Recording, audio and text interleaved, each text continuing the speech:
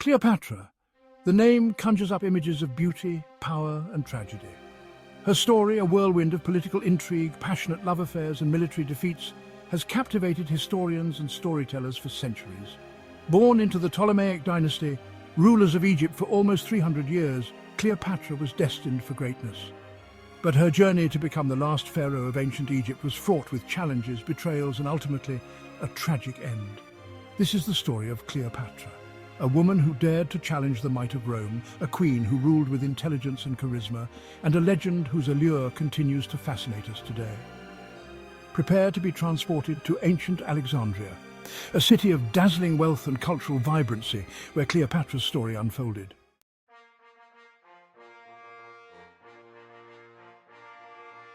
Cleopatra Philopator, to give her full name, was born in 69 BC. She was a member of the Ptolemaic dynasty, a family of Macedonian Greek origin that ruled Egypt after Alexander the Great's death. Her father, Ptolemy XIII Philopator, was not exactly a model pharaoh. Known for his love of music and the arts, he was often more interested in his own pleasures than the responsibilities of ruling a kingdom. He was more interested in music and pleasure than ruling. His reign was marked by financial troubles and political instability, which often left the kingdom in a precarious state. Her mother, Cleopatra V, was a powerful figure, likely her father's sister. Royal incest was normal back then, don't judge.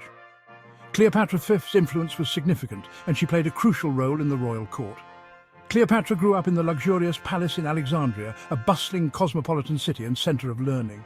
Alexandria was home to the famous Library of Alexandria, one of the largest and most significant libraries of the ancient world. She received a top-notch education, spoke multiple languages, and was trained in the art of politics. Her education included subjects like philosophy, oratory, and even astronomy, preparing her for the complex world of Egyptian and Mediterranean politics. However, her idyllic childhood wouldn't last. Political turmoil and family intrigue were never far away, and Cleopatra had to navigate these treacherous waters from a young age. When Cleopatra was just 18, her father died, leaving her and her younger brother, Ptolemy XIII, as co-rulers. This sudden shift in power dynamics brought new challenges and responsibilities. Oh, and he also made Rome their guardian, because nothing says stable succession like involving a foreign power in your family drama. The involvement of Rome added another layer of complexity to Cleopatra's already intricate political landscape, setting the stage for her future interactions with some of Rome's most powerful figures. Sharing power is never easy, especially when you're a teenager with a thirst for absolute rule. Cleopatra and her younger brother, Ptolemy III, were thrust into a co-rulership of Egypt after their father's death. Both were ambitious, and neither was willing to share the throne. Cleopatra and Ptolemy III's relationship quickly soured. Their disagreements were not just sibling squabbles, they were battles for power and control over the entire kingdom. Their rivalry escalated into a full-blown civil war, with each sibling vying for control of Egypt. The kingdom was divided, and the people were forced to choose sides in this bitter conflict. Enter Julius Caesar, the Roman general who just happened to be visiting Egypt at the time. Talk about being in the right place at the right time. Caesar was in pursuit of Pompey, his rival, but found himself embroiled in the Egyptian civil war. Cleopatra, known for her intelligence and charm, reportedly smuggled herself into Caesar's presence rolled up in a carpet. This bold move was a calculated risk to win Caesar's favour and support. Caesar, instantly smitten by the young queen, sided with her against her brother. He saw in Cleopatra a valuable ally who could help secure his own power and influence in the region. The Roman legions proved too powerful for Ptolemy XIII's forces. In the end, Ptolemy III met a watery end in the Nile, and Cleopatra ascended to the throne, this time with Caesar as her, let's call him, political advisor. With Caesar's backing, Cleopatra solidified her rule and began a new chapter in Egypt's storied history. Cleopatra's relationship with Caesar was a complex mix of political strategy and genuine affection. She was 21, he was 52, and they say age is just a number. For Cleopatra, the alliance secured her position as ruler of Egypt. For Caesar, Egypt became a vital source of grain and gold for his growing empire. Their partnership also produced a son, Caesarion, a potential heir to both Egypt and Rome. Cleopatra even travelled to Rome with Caesarion, where she was treated with great honour and respect. However, their time together was cut short when Caesar was assassinated in 44 BC. Cleopatra returned to Egypt, a widowed queen with a young son to protect. The Queen and the General, a love story for the ages. Their tale is one of passion, power and politics, set against the backdrop of a crumbling Roman Republic. With Caesar gone, Rome descended into chaos. The power vacuum left by his assassination led to a brutal struggle for control. One of the key players in this power struggle was Mark Antony, Caesar's loyal general and friend. He was a charismatic leader, known for his bravery and strategic mind. In 41 BC, Cleopatra and Antony met in Tarsus, and, well, the sparks flew. Their meeting was not just a chance encounter, but a carefully orchestrated event. She arrived on a lavish barge, dressed as the goddess Aphrodite, surrounded by opulence and grandeur. Her entrance was designed to captivate and impress. And Antony, known for his love of a good time, was instantly smitten. He was enchanted by her beauty, intelligence, and the sheer spectacle of her arrival. Their relationship was as much a political alliance as it was a passionate love affair. They both had much to gain from each other.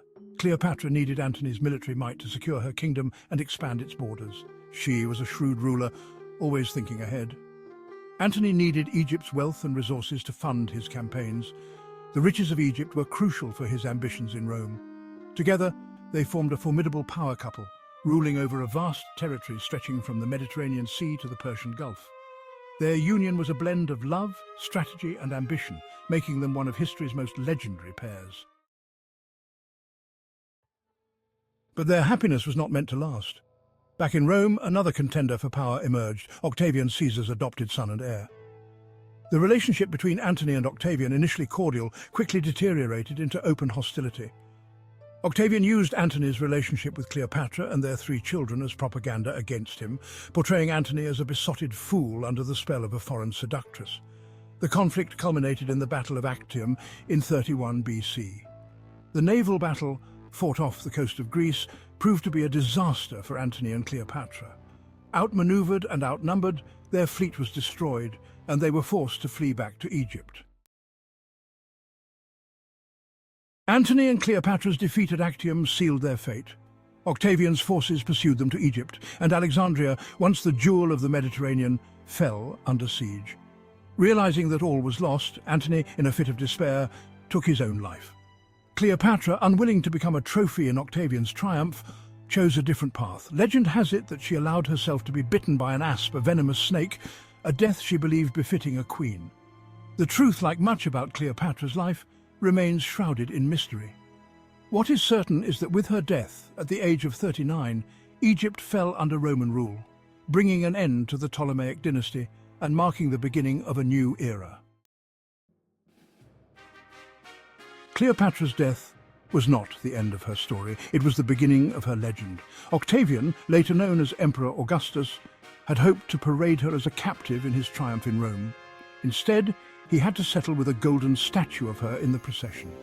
Her story quickly captured the imagination of the Roman world and beyond, becoming a source of endless fascination for historians, playwrights, and poets. She was vilified by some Roman historians as a cunning temptress who used her beauty and charm to manipulate powerful men. Others saw her as a shrewd politician and a devoted mother who fought tirelessly for her kingdom. The truth, as always, lies somewhere in between. Cleopatra's story continues to resonate with us today. She remains a captivating figure, a symbol of female power and ambition in a world dominated by men. She was a skilled diplomat, a brilliant strategist, and a charismatic leader who left an indelible mark on history. Her legacy is complex and multifaceted, a testament to her intelligence, her courage, and her unwavering determination. Cleopatra, the last pharaoh of Egypt, may have lived over 2,000 years ago, but her story continues to inspire, intrigue, and captivate us. She was a woman who dared to challenge the status quo, a queen who ruled with passion and intelligence, and a legend whose allure transcends time. From a young queen who outmaneuvered her brother to a lover of 2 Roman titans, Cleopatra's story is one of ambition, power, and tragedy. Was she a victim of circumstance or the ultimate puppet master? History may never truly agree, But what's clear is that Cleopatra's legacy remains as powerful as ever. If you enjoyed learning about Cleopatra, subscribe for more riveting histories of ancient rulers. Comment below on whether you think Cleopatra's death was by snake or just a snake in Roman politics.